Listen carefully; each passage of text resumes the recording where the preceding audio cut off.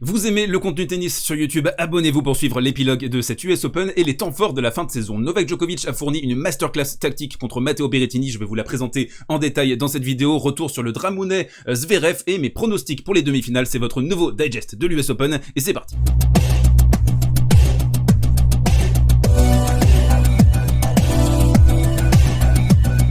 Et on attaque ce côté réseau avec le drama Alexander Zverev, petit dramounet des familles, fin du premier set, Lloyd Harris qui fracasse ses deux bouteilles d'eau, qui est ulcéré par l'attitude de l'arbitre qui lui a fait attendre pendant 1 minute avant de servir. Il menait 6-5 dans le tie-break, balle de 7 pour Lloyd Harris, il va se faire goumer sur une deuxième balle. Alors ce petit drama, je trouve, c'est révélateur de l'influence que peuvent encore avoir les arbitres sur le jeu. Les arbitres maintenant, c'est des babouins, hein, clairement, ils lisent le score, c'est à peu près tout, il n'y a plus de déjugement, il n'y a plus d'overrule, il n'y a plus d'interaction avec les joueurs, sauf pour ce genre d'événement complètement loufoque. Donc pour être précis, hein, dans cette séquence qui s'est passée précisément, c'est Alexander Zverev qui se plaint de l'écran géant qui est au-dessus du court, il s'en est plaint au début du tie-break et l'arbitre a simplement décidé de s'occuper du problème à 6-5, service à suivre pour Lloyd Harris. Donc c'est complètement lunaire et les gens sont tombés bien sûr à bras raccourcis sur Alexander Zverev, comme Oleg par exemple, un fair play dégueulasse de la part de Zverev qui interrompt ouvertement le jeu pendant une bonne minute avec une plainte ridicule à propos de l'écran du stade alors que Harris était sur le point de servir à 6-5 dans le tie-break. Louise Engzel, horrible comme à son habitude, était trop heureuse d'aider Alexander Zverev dans sa mission. On peut comprendre hein, légitimement l'énervement de Lloyd Harris après la perte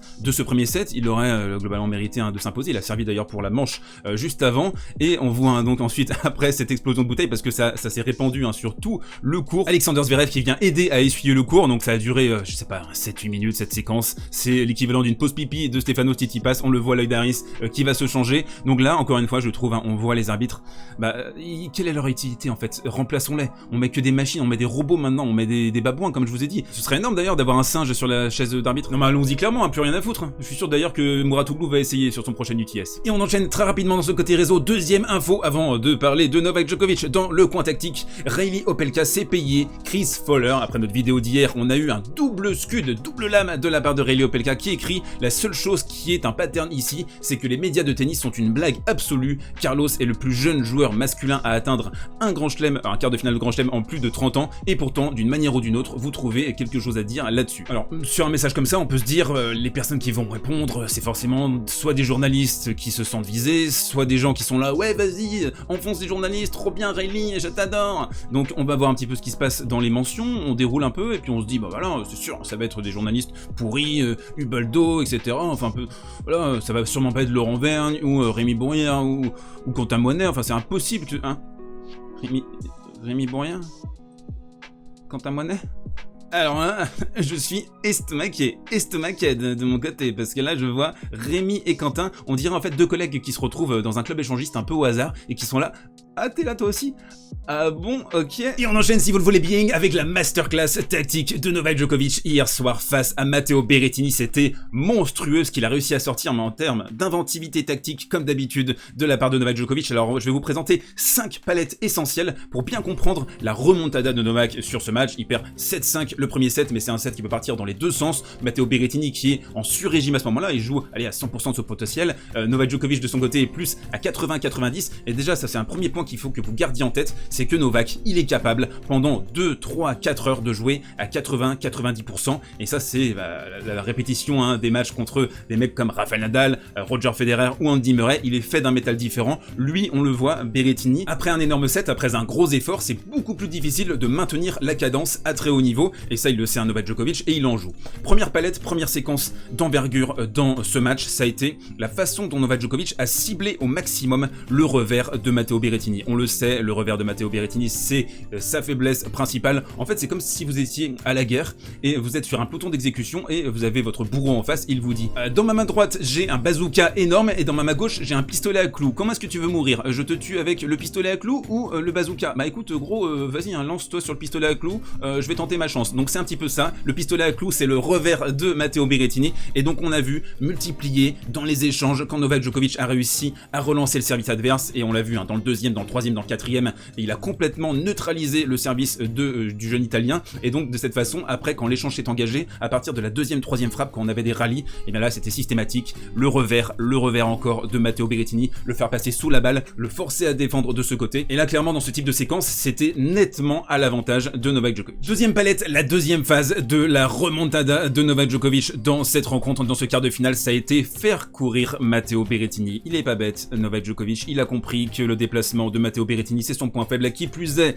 sur cette US Open où on l'a senti en difficulté sur les déplacements latéraux pendant ses premiers tours. Ici, petit amorti distillé, très bien distillé comme toujours avec Novak Djokovic, seulement c'était cette finale à Roland Garros en 2020 où il avait un peu trop spammé les amortis, il les avait ratés et Nadal s'était appuyé là-dessus pour le défoncer tout simplement. Mais là Novak Djokovic dans l'ensemble, dans son arsenal tactique et technique, c'est un coup qu'il maîtrise très bien. Encore une fois, il l'a pas fait à outrance, c'est de temps en temps, c'est pour forcer aussi Matteo Berrettini à surpenser, à surréfléchir quand il est en train de jouer contre Novak Djokovic, parce qu'il sait ça peut arriver dans tous les sens. Je vais devoir jouer des revers, je vais avoir du mal à me décaler en coup droit, il va me forcer à faire des courses vers l'avant, des courses latérales, et du coup je suis en position de déstabilisation, et ça c'est l'essence même du jeu de Novak Djokovic, c'est te pousser toujours encore et encore à jouer des coups dans lesquels t'es pas forcément à l'aise, dans des zones qui sont difficiles, et galérer de plus en plus, et ça va te faire sortir de ton haut niveau, de ton 100% dont je vous parlais dans la palette précédente, et vous allez en fait drastiquement baisser en régime, baisser en niveau à cause de ça, à cause de Novak Djokovic qui vous détraque petit à petit. Troisième phase, attirer Matteo Berrettini au filet. 54% simplement de points remportés au filet pour Matteo dans cette partie. Ici un passing monstrueux de la part de Novak Djokovic en déséquilibre côté revers après une course de ce côté. Donc là on voit encore une fois attirer Matteo Berrettini, c'est quoi? C'est forcer ce joueur à jouer dans des zones dans lesquelles il n'est pas à l'aise. Et c'est toujours ce Novak Djokovic, il y a ce côté mais qui est tellement clairvoyant de sa part, où il sait ce qu'il faut faire tout le temps.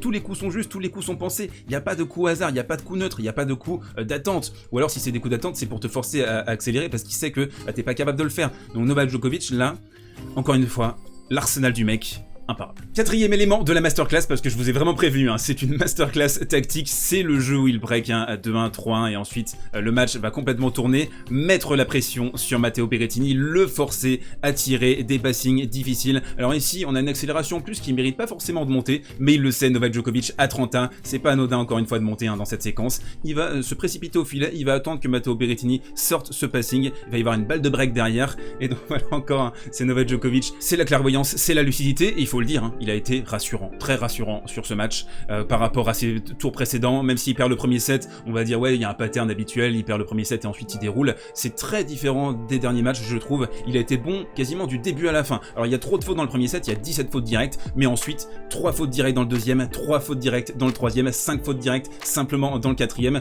Donc il a été imparable à ce niveau-là, il a vraiment serré le jeu au maximum et on a retrouvé sur ce quart de finale par instant, de très larges instants, le Novak Djokovic vintage. Donc attention, gare sur la fin de ce tournoi. Cinquième palette pour être tout à fait exhaustif sur Novak Djokovic. Qu'est-ce qui se passe quand Novak Djokovic est en feu? Eh bien, on a la qualité de retour de service phénoménal. Ici, on va avoir un retour dans la lucarne. Berrettini va réussir à le renvoyer. On va avoir un échange et ensuite faute directe, break, terminé, bonsoir. Novak Djokovic qui s'est placé en plus assez loin. Il était à 1m50, 2 mètres de sa ligne. Habituellement, il est un peu plus près pour renvoyer les missiles, mais il le savait. Berrettini, c'est un serveur hors pair, c'est son arme principale. Il l'avait identifié à la sortie du cours de son 8e de finale. Il avait tout de suite parlé du service de Matteo Berrettini. Donc là, il s'est placé en conséquence pour essayer de renvoyer les missiles, ce qu'il a réussi à faire. Et donc, masterclass de la part de Novak Djokovic. Il est temps donc de se projeter vers les demi-finales. Je vais vous présenter quelques petites failles dans le jeu d'Alexander Zverev et ensuite mes pronostics. Alors Sacha, 3 petites choses à vous présenter dans cette palette. On va commencer par sa capacité incroyable à tirer des coups gagnants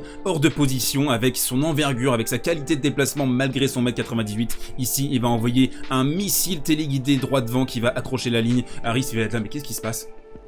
C'est quoi ça? C'est qui ce mec en fait en face? C'est quoi le Golgoth là? Comment est-ce qu'il est capable de tirer un coup gagnant dans cette position? Et ça c'est l'une des forces de Zverev, ses qualités défensives, au-delà du fait que parfois il est un petit peu loin de sa ligne, on va détailler ça dans la prochaine palette, mais s'il arrive à être agressif, conquérant, à pouvoir enclencher ses revers aussi à hauteur d'épaule qui sont monstrueux, il va pouvoir déranger significativement Novak Djokovic, mais il y a quand même un bémol assez massif je trouve, et il l'a montré 2 fois face à Harris. Le problème c'est ça, c'est cette palette. Ici on voit Alexander Zverev, alors il a eu du mal à conclure la deuxième manche, il a eu double break dans le troisième, il se fait débreaker, un seul débreak, hein, il avait le fameux break de sécurité, mais là on le voit, il est trop loin, trop passif, le coup droit qui va atterrir au milieu du carré, ça c'est interdit face à Novak Djokovic. La recette de son succès à Tokyo face à Novak Djokovic, c'est d'avoir été hyper conquérant, d'être sur la ligne, voire à l'intérieur, d'envoyer des missiles, d'asphyxier Novak Djokovic, de l'empêcher de déployer son jeu, sa tactique, parce qu'on l'a vu dans les palettes précédentes, Novak Djokovic, une fois que tu lui laisses un petit peu le tempo, bah là il va complètement te massacrer, il va te cibler sur tes faiblesses, il va appuyer encore et encore jusqu'à ce que tu craques. Alexander Zverev va devoir impérativement se faire violence et réussir à le faire pendant 3 sets. Remporter 3 sets face à Novak Djokovic, ça n'a pas été fait cette année, et c'est ça la question, c'est ça l'interrogation majeure pour Alexander Zverev, c'est est-ce qu'il va réussir à le faire, est-ce qu'il va réussir à se faire violence pendant 2, 3, 4 heures, aller encore et encore au charbon, ne pas décrocher, parce que c'est sa tendance naturelle, c'est son habitat naturel. Alexander Zverev, quand ça se tend, quand ça se crispe, il a cette tendance à reculer un petit peu d'1 mètre à 2 mètres, et il va laisser à l'autre joueur l'occasion de faire des coups gagnants, etc. On l'a vu Harris, hein, très bon par séquence, hein, capable d'envoyer des missiles. Novak Djokovic, ça va être 1, 2, 3 divisions au-dessus, donc ça, ces aléas, on l'a vu fin du deuxième, milieu du troisième, il va falloir gommer ça à tout prix, il va falloir faire le match parfait. Est-ce que Alexander Zverev sera capable de le faire vendredi? C'est l'heure de mes pronostics pour les demi-finales. C'est l'heure donc des demi-finales à l'US Open 2021, nous y sommes, plus que 3 rencontres avant de déterminer qui va remporter ce tournoi. La première demi-finale, ce sera entre Daniil Medvedev et Félix Auger-Aliassime, tout nouveau sur ses hauteurs, c'est sa première demi-finale en Grand Chelem. On a 1-0 sur les head-to-head pour Daniil Medvedev, c'était au Canada il y a 3 ans, donc c'est pas un match qui a beaucoup de signification, où Daniil s'était imposé en 3 manches. Alors la question c'est, est-ce que je crois en Félix Auger-Aliassime pour se qualifier pour sa première finale en majeur? La réponse est non, je ne crois pas que Félix Auger-Aliassime va réussir à le faire. D'abord Daniil Medvedev, il a ce jeu d'asphyxie, ce tissage de toile qui va, je pense, forcer Félix à forcer justement son jeu, et ça on sait, c'est un de ses plus gros défauts, c'est d'arroser. Je ne pense pas qu'il va tenir la cadence face à Daniil, qui lui en plus va insister avec sa qualité de service, et il va montrer à quel point Félix Auger-Aliassime n'est pas un relanceur hors pair. Sur l'intégralité de la palette technique, tactique, Daniil Medvedev c'est au-dessus, sur la maturité c'est au-dessus. Il n'y a pas grand chose, hein, je pense qu'il pourrait permettre à Félix Auger-Aliassime de s'en sortir sur cette demi-finale, alors pourquoi pas gratter un set, mais ce serait le maximum. Victoire de Daniil Medvedev, allez, en 3 manches. L'autre match, l'énorme affiche ce vendredi, Novak Djokovic face à Alexander Zverev, 6-3 entre les deux hommes, aucune victoire pour Alexander Zverev en Grand Chelem face à Novak Djokovic. Par contre, il reste sur cette fameuse victoire, mais qui risque d'être un petit peu amplifiée, je pense, parce que c'était totalement différent, c'était un contexte totalement différent. Novak Djokovic qui menait 6-1, un break avant qu'Alexander Zverev retourne complètement la situation et fasse exploser physiquement et nerveusement Novak Djokovic. L'énorme avantage se situe, comme d'habitude pour Novak Djokovic, sur ce format en 3-7 gagnants. Clairement, il y a un avantage massif contre Alexander Zverev qui n'a jamais battu de top 10 sur ce format. Donc la pièce, si vous devez la mettre, c'est évidemment sur Novak Djokovic. Après, est-ce que Alexander Zverev va réussir à lui opposer une résistance agressive pendant 2-3 heures? C'est la clé fondamentale de cette rencontre, parce qu'on le sait, Alexander Zverev a le jeu pour gêner Novak Djokovic, mais est-ce qu'il peut l'appliquer pendant cette durée qui est très longue? Ça, j'ai un doute, très clairement. Et donc, vu le match de Novak face à Matteo Berrettini, un match rassurant, comme je vous l'ai dit, je vois une victoire de Novak Djokovic en 4-7 dans cette partie. N'hésitez pas à me donner dans les commentaires vos pronos pour les demi-finales de l'US Open 2021. On se retrouve ce samedi matin pour débriefer les demi-finales, mais avant ça, n'hésitez pas à passer sur Twitch à 21 h ce vendredi. On commentera avec grand plaisir, avec toute la communauté des GOAT, la première demi-finale à l'US Open. Donc on se retrouve ce samedi. D'ici là, portez-vous bien, prenez soin de vous et mangez des burgers.